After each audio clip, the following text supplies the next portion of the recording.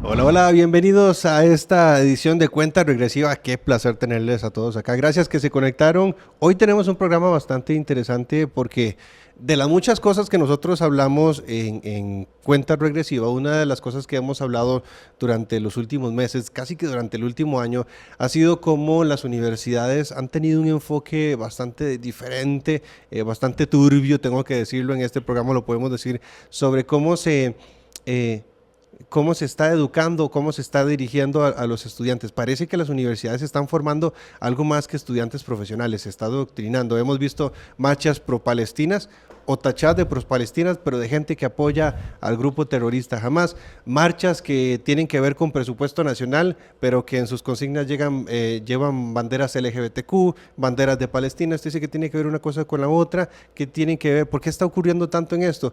Invité a una persona que pasa metido en las universidades y pasa discutiendo, debatiendo, tengo que decirlo, de una muy excelente manera con personas, con líderes, gente reconocida en las universidades. Y ese es Rigoberto Hidalgo, él es director de Fe Razonable. Le damos la bienvenida a Rigoberto, gracias por estar en este programa. Mucho gusto, Kevin. Para mí es un placer compartir nuevamente, ya la segunda vez en este espacio, así que me siento como en casa. El placer tenerlo acá nosotros. Tiene muchos títulos, pero uno de ellos es el filósofo cristiano. Le encanta defender lo que es la fe. Sí, de verdad que el tema que nos reúne hoy está tremendamente interesante. Me parece súper bien que generes no solamente un espacio para dialogar, sino también agradecerte por la invitación y doble agradecimiento por el tema, porque creo que es muy importante. Hablemos de esto porque hemos visto las universidades, qué es lo que está pasando en las universidades, qué están formando, porque parece que están haciendo algo más que estudiantes. Como lo decía ahora, la gente sale de la universidad no solo con tu conocimiento, con su conocimiento profesional, sino que con una línea de creencias muy, muy específica. Vos has estado en las universidades, cuéntanos qué es lo que está pasando. Mira, cuando alguien va y pregunta en las universidades y dice, lo que está sucediendo es algo que va en contra de los principios y valores cristianos, y yo soy un estudiante dentro de la universidad que es ateo, te puedo responder muy fácil. Mira, no, en ningún programa de las carreras de nosotros tenemos una materia que diga anticristianismo. Ah, ok, está bien, eso está bien, pero el problema no está en lo que se esté dando en su formación académica. Ajá. El problema está en dos factores. Un factor externo, fenomenológico, es decir, en los estudiantes opera un pensamiento en donde este sí que es anticristiano. Ajá. Y a nivel interno existen profesores que no son cristianos. Ahora, aquí el problema no es que no sean cristianos, el problema es que son anticristianos. Ajá. Estoy hablando de un fenómeno general porque, por supuesto, sin dar nombres por ética y demás, puedes encontrar profesores que son cristianos dentro de esa misma universidad, claro, a como pueden que no sean. Ahora, el problema aquí, y es el tema que nos reúne hoy, es, bueno, el tema general, el fenómeno general es que está ocurriendo un adoctrinamiento que sencillamente un cristiano no puede compartir. Ahora, conforme vayamos avanzando, quizás te voy expandiendo un poco más el tema, pero ese es como el problema, un fenómeno interno, claro, y externo en el pensamiento. Me llama fuertemente la atención que entonces me estés hablando de que no solo son gente atea, porque yo creo que hay, pero entonces no existe una línea de respeto, sino que es el ataque directamente o el recelo directamente contra el cristianismo. ¿Qué es lo que representa el cristianismo para este grupo de personas que lo hace tan... ¿Qué les amenaza? Qué buena palabra. Yo iba a usar esa palabra antes es que no es el problema, ellos lo ven como una amenaza. Te lo voy a explicar por qué. El cristianismo entiende por lo menos 3 principios que objetivamente una persona que es LGTB, una persona que es atea, no puede compartir. Número 1, principio de la trascendencia. En usted yace una información trascendente que es el alma, y esta información te da valor intrínseco. Ajá. Esto va en contra del aborto, porque el aborto niega que yo tengo ese valor, y al negar que la persona tiene valor, el concepto de persona, que es en un tecnicismo se llama personificación ontológica, es decir, es un conjunto que no solamente es materia, sino que tiene un valor intrínseco. Eso lo entiende el cristiano. El cristiano cree que somos a imagen y semejanza, y claro, cuando Dios deposita este valor en la persona, deposita ciertamente un valor, una moralidad, claro, una conciencia. Entonces, ya el cristianismo de por sí generaría una fuerte contradicción ante el aborto. 2, el LGTB es la negación del diseño. Yo me quiero convertir en mujer, yo me quiero convertir en transespecie incluso. ¿Qué es lo que pasa? Que Dios te dio un diseño y este diseño se llama diseño teleológico. Ajá. Teleológico es un orden en la naturaleza que apunta a un fin, tienes un orden biológico. Claro. Eso es otro factor que entiende el cristianismo. Y el tercer factor es el principio en donde existe un estándar moral que trasciende la materia y esto un ateo no lo va a aceptar. Entonces, note cómo el cristianismo va en contra implícitamente y explícitamente Ajá. del LGTB, que es la negación del diseño. Claro. El alma, que es la negación con el aborto, la negación del alma.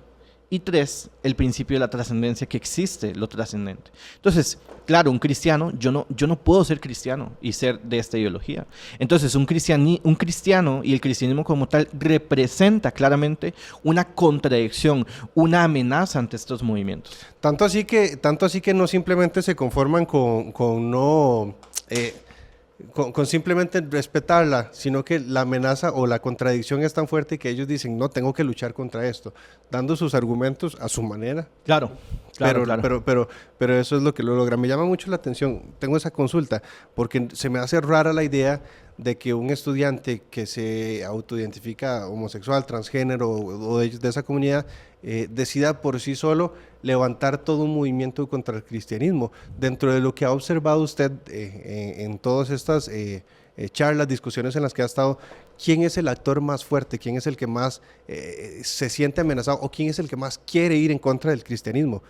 Mira, yo no creo que hayan personas que tengan un odio como tal que sea pleno de esa persona. Uh-huh. Porque el diagnóstico de un cristiano, se sabe que el acto de rechazar a Dios es un acto volitivo, es una voluntad el rechazar a Dios. Yo tengo la voluntad de aceptar a Dios o rechazarlo. Claro. Pero hay un factor que da como ese motor más, ese plus, y es que la guerra no es solamente una batalla cultural, sino que es una guerra espiritual. Claro. Entonces, cuando entendemos de que la batalla es cultural, por supuesto, es intelectual. Tienes que estar diestro en temas, tienes que saber de metafísica, historia, filosofía, biología. Uh-huh. Tienes que saber de esto, pero el trasfondo de todo cristiano, el diagnóstico que cualquiera de nosotros tiene que hacer, es que la batalla es cultural, pero la guerra es espiritual. Y esto es sumamente importante entenderlo, porque al final yo puedo estar tratando de convertir a una persona con argumentos intelectuales cuando lo que me faltó era tal vez hacer otro diagnóstico y antes de discutir, orar por esa persona. Claro, muy importante. Esto es muy importante porque cuando uno lo observa, a usted, al que lo sigan en redes sociales, ya lo va a promocionar en las redes sociales, siempre lo hacemos al final, pero para que lo sigan en redes sociales, ¿cómo está? Como Rigoberto Hidalgo. Mi amigo Aristóteles, apodado por la gente, apodado por el pueblo. Apodado por el pueblo. Y cuando uno lo ve, realmente usted le gusta prepararse y dar argumentos y todo, pero detrás hay una preparación espiritual, que eso es lo que de pronto se nos puede escapar. Siempre, Kevin, siempre. ¿Sabes? Cuando nosotros tenemos un debate universitario, pronto también tendremos más debates más adelante. Ajá. Todo debate requiere de una preparación espiritual. Yo ayuno antes de un debate. El ambiente debe ser fuerte. Yo oro por el contrincante. Ellos no lo saben, Ajá. pero lo que no saben es que yo no empecé el debate en mi discurso de apertura. Mi batalla empezó hace una semana atrás. Wow. Entonces, ese es el diagnóstico que hay que tener en la política, en la cultura, en los debates, en todo. Ese es el diagnóstico. Porque en el ayuno vas a encontrar revelación, en el ayuno vas a encontrar dirección, en el ayuno encuentras muchas cosas uh-huh. que yo he experimentado y que me han ayudado para llevar esta batalla cultural con el paralelismo el diagnóstico espiritual, que siempre hay que llevarlo. Que es la batalla real, la batalla espiritual. Quiero volver a los estudiantes. Uh-huh. ¿Son realmente los estudiantes universitarios el sector más vulnerable? ¿Por qué se está atacando ahí? Claro, sí, absolutamente sí, te lo voy a explicar. Buenísimas preguntas, por cierto, porque realmente son los más vulnerables por una razón, y uh-huh. es la ignorancia que hay dentro de las instituciones. Ajá. ¿A quién es más fácil de adoctrinar? ¿A una persona adulta o a una persona menor? Claro. Una persona menor. ¿Por qué? Porque esa persona tiene menos prejuicios, incluso, de la realidad. Tiene menos educación, tiene menos formación en todas sus áreas, en cómo filtra la información. Entonces, un niño es súper más fácil. Entonces, los niños, hoy por hoy, ya no atacan a adultos. Los adultos ya no les puedes vender de que se pueden convertir en un perro, pero a un niño sí. Un niño sí es muy fácil. ¿Por qué atacan más a los niños? ¿Por qué vemos a Drag Queen entrando en salas de niños y no en una sala de televisión aquí tratándonos de vender una ideología? Porque nosotros no vamos a comprar esto, pero ellos sí. Y ellos son el futuro.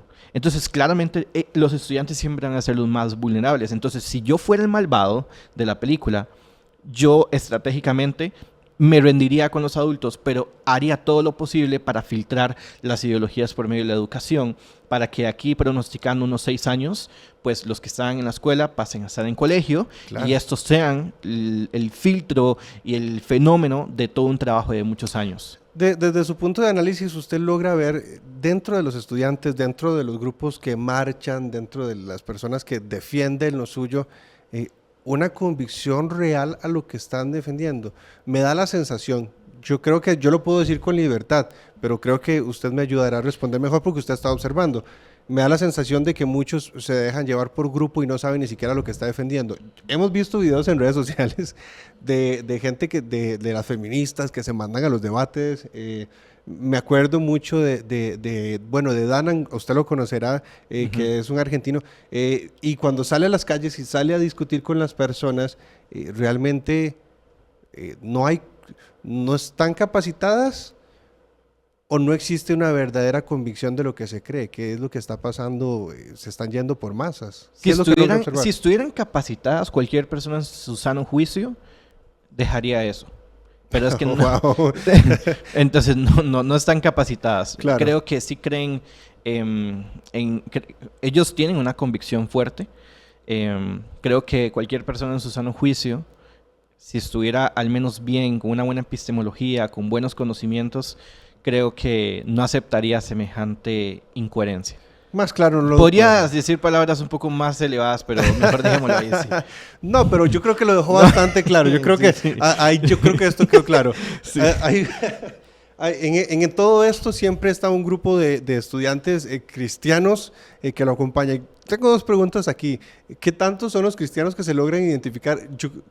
Que se logran identificar. Yo sé que hay. Uh-huh. Esto no es, pero ¿cuántos se levantan y dicen, yo soy cristiano, voy a defender esto? ¿Cuánto logran identificarlo? ¿Sucede mucho o no? Creo que actualmente ya está sucediendo, pero esto generalmente no está sucediendo. O sea, actualidad, 2023 para acá, para adelante, ajá, 2024, 2025, todo esto, creo que sí, ya está sucediendo. Por lo menos unos 3 años para acá. Pero no como esperaríamos, ¿verdad? Podría ser mejor. Yo veo un poquito más podría ser mejor. O sea, no puedo decir que no porque yo sí conozco grupos activos que están haciéndolo, pero podríamos ser más. Ahora, mientras ellos están, mientras nosotros discutimos entre cristianos, entre, mira, ¿en qué cree usted si la vida en la tierra o si la Tierra tenía 6,000 años y que usted cree que tenía millones, claro, y yo creo que tenía 6,000 años? Mientras discutimos los cristianos, wow, se está metiendo el Islam, se está metiendo las ideologías, wow, y mientras tanto los cristianos viendo a ver cuántos años tiene la Tierra. Ouch. Entonces, yo necesito que empecemos a ver un poco más el ejemplo de ellos, porque nosotros estamos muy divididos. Y hay algo que yo les voy a reconocer a estos grupos, es que están muy unidos. Es que creen, es que incluso hacen un sacrificio social. Me imagino si nosotros actuaríamos igual, seríamos invencibles probablemente, porque somos mayoría. Sacrificio social, me llama mucho la atención ese término. Estamos hablando de que invierten más tiempo otros grupos haciendo sus movimientos en las universidades que los cristianos. Claro que sí. Yo veo más marchas de feminismo, más marchas de LGTB que marchas cristianas. Es más, cuando hacen marchas cristianas es como si fuera un aniversario, un 50 años. O sea, es como si fuera, vamos a hacer, y todo el mundo hace. Van a las marchas, pero de los 100 años del Cristo. Una cosa así, o sea, es como muy, no es común. Esto debería ser común. Y lo que para nosotros es un día festivo, para ellos es la vida cotidiana. Es difícil ser cristiano en las universidades, es difícil mostrar uno su fe como cristiano ahorita dentro de las universidades. Yo creo que el escenario puede ser la media en toda Latinoamérica, creo que en Estados Unidos también. Pues sí, es común, quizás, pero como volvemos a lo mismo, podría ser mejor. O sea, yo he visto situaciones, he visto historias de personas que son avergonzadas por su fe. Lo que sí es muy común es que no salgamos muy beneficiados argumentalmente. Y ahí está el problema. Wow. Hay cristianos que van y hacen lo suyo, pero necesitamos más educación, necesitamos prepararnos más. Le voy a devolver la pregunta que le hice, porque si bien es cierto, hay muchos militantes pro LGBT, pro palestinos, militantes de izquierda que no están capacitados, te voy a devolver la pregunta. Los cristianos, ¿cómo los ves? ¿Están capacitándose bien? No. O sea, sí, no voy a mentir. Es que si dijera que sí, tendría que verse un fenómeno más fuerte, pero no. Creo que estoy siendo... Parece como que si estuviera pegándole a la iglesia ahorita y pegándole... No, la verdad es que estoy siendo realista, ¿no? Creo que hay que hacer, creo que hay que hacer una introspección en eso. Sí, antes de responderte quisiera hacer una distinción. Ajá. Porque hay muchos espacios. Vos, la iniciativa, este programa Mundo Cristiano, está teniendo una iniciativa que no cualquier programa tiene. Hay muchas iglesias que me invitan no solamente a congresos de jóvenes a compartir de la palabra, sino que también pues dan conferencias y me piden una conferencia sobre la defensa de la fe. Y esto es aquí donde yo digo, mira, hay muchas iglesias que están ya despertando en estos temas y recibo un contacto, Rigoberto, queremos que nos hables del fundamento de la fe. Y ahí es donde yo digo, ok, hay muchos pastores que están interesados en que su rebaño crezca. Pero, obviamente, cuando yo digo que no, estoy metiéndolo como un fenómeno general. Podríamos ser mejor. Siempre podríamos dar un paso más. Y lamentablemente... O sea, el resultado se ve, pero puede ser mejor. O sea, es que vos no lo dijiste. Ya, claro. No lo pudiste decir mejor. Ok, para los cristianos que realmente les interesa, y yo creo que voy a hacer una pregunta algo mediocre, y me disculparán a los que les parece mediocre. A mí me parece mediocre, pero voy a hacer la pregunta. ¿Qué es lo mínimo, o en qué es lo mínimo que deberíamos de estarnos capacitando para poder defendernos? Leer. La Biblia. Yo entiendo que eso es, yo creo que eso no se nos tiene que salir. Yo creo que tenemos que leer la Biblia. Eso es obligación. Y yo quiero decir aquí, no conformarnos con ver prédicas o con ver cuenta regresiva o con ver a mi amigo Aristóteles en redes sociales. Yo creo que tenemos la obligación de leer. Pero si hubiera algo más que nos ayuda y nos fortalece en este debate, ¿qué podría ser? Leer otro libro también. O sea, leer también la Biblia como fundamento de nuestra cosmovisión y doctrina es importante. De hecho, eso ya está implícito. O sea, si sos cristiano deberías ya tomar la palabra de Dios como fundamento central. Pero bueno, asumo que me estás preguntando respecto a la preparación. Leer. Yo esperaría que aquí los del podcast Cuenta Regresiva ya leen la Biblia. Sí, por supuesto. Y también leer y otro consejo más. Cuando termines un libro, léase otro. Claro. O sea, leer y leer es la respuesta, simplemente. No hay otra respuesta porque de ahí viene el conocimiento. No es lo mismo que yo te cuente en 5 minutos en un video lo que sucede en un libro, como Don Quijote, a que vos leas el Don Quijote y entiendas la profundidad. Es exactamente con la educación en todas las áreas. Y creo que hay libros de educación, hay muchos libros para defender nuestra fe. Incluso yo mismo estoy trabajando en uno que es como ese celo para que sirva como manual. Mira, ocupamos como un manual ahorita. Este es el manual para que puedas defender tu fe. Ahí está. Y eso es lo que... Hay libros de eso que te enseñan y te capacitan para defenderte como cristiano. Hay muchos libros de todos los tipos. Entonces yo creo que el fundamento principal y la respuesta es leer. ¿Qué tan necesario es? La pregunta es un poco retórica para lo que ya de por sí venimos hablando. ¿Qué tan necesario es defender la fe cristiana? Yo creo que si nos atacan debemos defendernos, pero tenemos que andar buscando el debate. ¿Es obligatorio para los cristianos estarlo haciendo? Primera de Pedro 3:15, pues nosotros tenemos que dar razón a aquel que nos demande. Además que si te respondo con la Biblia, claro, es Proverbios 1:20. La sabiduría clama en las calles, alza su voz en las plazas, como Pablo. Clama en los principales lugares de reunión, en las entradas de las puertas de la ciudad, dice sus razones. Proverbios 1:20 al 21. Esto es precioso. Entonces yo creo que con esto basta para saber de que la sabiduría clama en las calles, alza su voz. Nosotros necesitamos dos factores. Un pueblo que esté comprometido a dar la sabiduría de Dios, pero también que pida la sabiduría a Dios. Claro. Son los dos factores que necesitamos. Cuando nosotros llegamos con verdades luminales, verdades que trascienden cualquier conocimiento humano, esto puede hacer un comezón de oír en la persona. Esto es un Dios desconocido, decían a Pablo. Esto es algo distinto. Este Dios que me está presentando es algo que nunca había escuchado. Romanos 1:20, porque las cosas invisibles de Él, su eterno poder y deidad, se hacen claramente visibles en el mundo. Esto es algo totalmente nuevo. Esto nadie se lo había imaginado, cómo la creación visible, a través de los efectos del mundo físico, se hace visible lo invisible. La matemática puede mover objetos y nosotros no vemos la matemática, pero vemos sus efectos. Dios es exactamente igual. Estas verdades, solamente un ejercicio que te estoy haciendo ahorita, hace que el despertar en las personas de la curiosidad pues genere un interés por la cosmovisión, y ahí puedes presentar lo que es la esperanza de Cristo. Esto yo lo veo en la Biblia, lo veo en los apóstoles. Ellos apelaron a la creación, apelaron a escritos, apelaron a la tradición. Eran personas intelectuales. Algunos ni siquiera eran intelectuales, pero eran personas que fueron capacitadas en su proceso.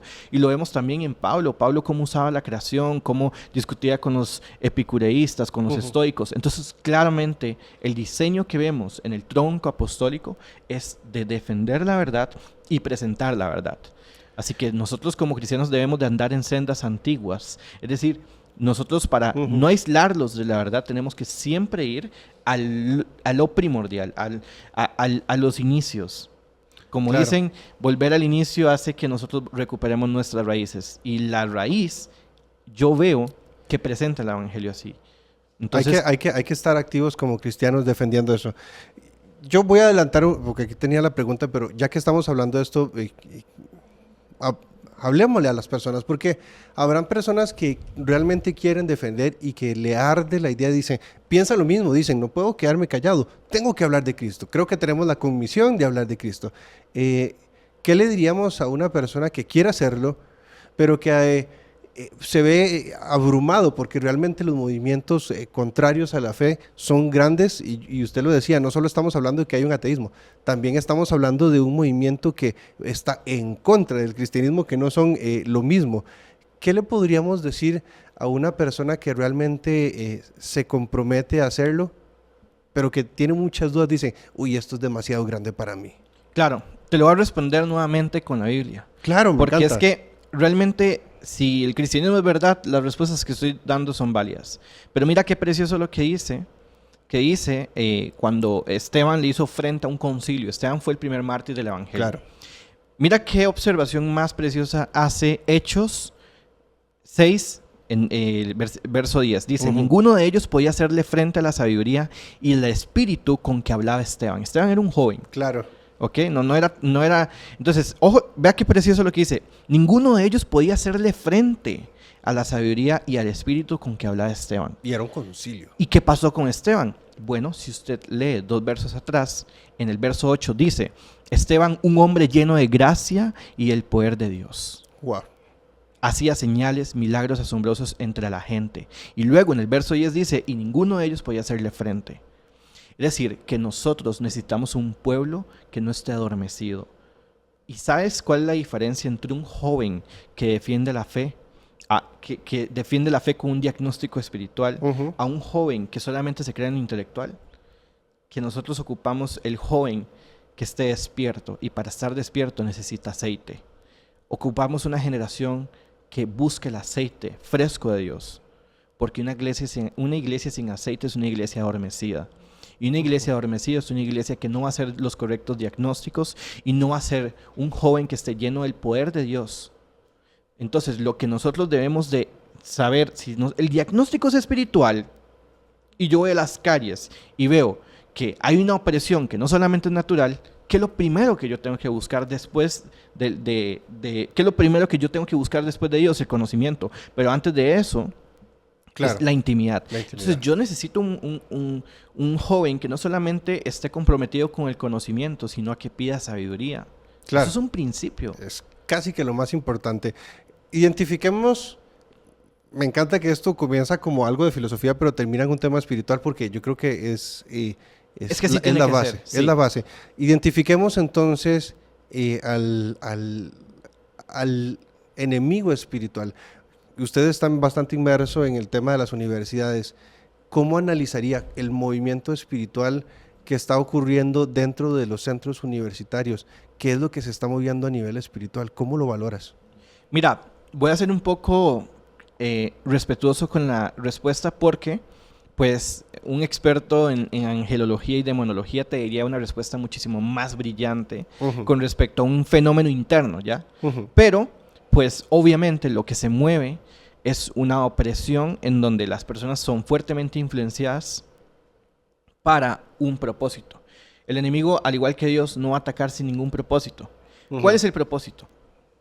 Negar el diseño de las personas. Entonces inculcas estas ideologías. ¿Por qué? Porque de la simiente va a salir aquel que le... O sea, todo tiene un significado, incluso escatológico, porque nosotros ocupamos... El enemigo está buscando destruir ahorita el diseño que tienes para que nos olvidemos de nuestro diseño original, claro, cuando el Rey venga, cuando Cristo venga. Y cuando lo ves así, te das cuenta que eso engloba absolutamente. Todo esto tiene una finalidad.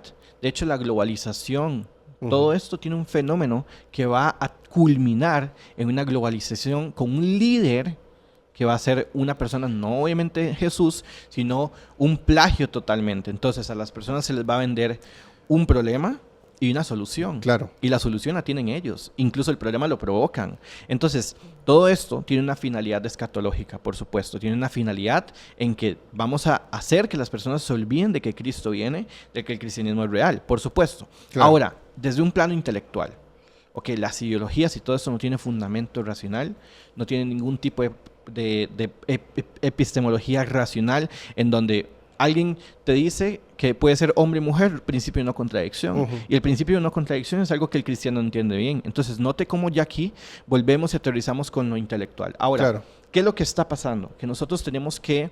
Por eso volvemos a lo mismo. Y no es que redundemos, es que la respuesta siempre se encuentra en que volvamos al conocimiento. ¿Por qué? Porque aquí se encuentra...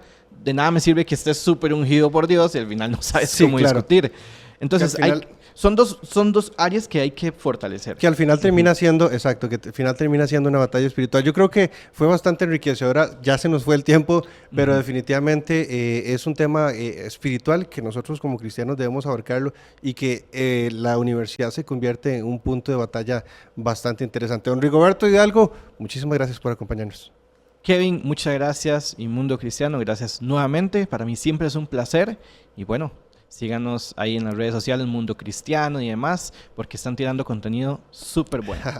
Muchas gracias. Gracias a ustedes que se conectaron a través de Cuenta Regresiva. Que el Señor los bendiga.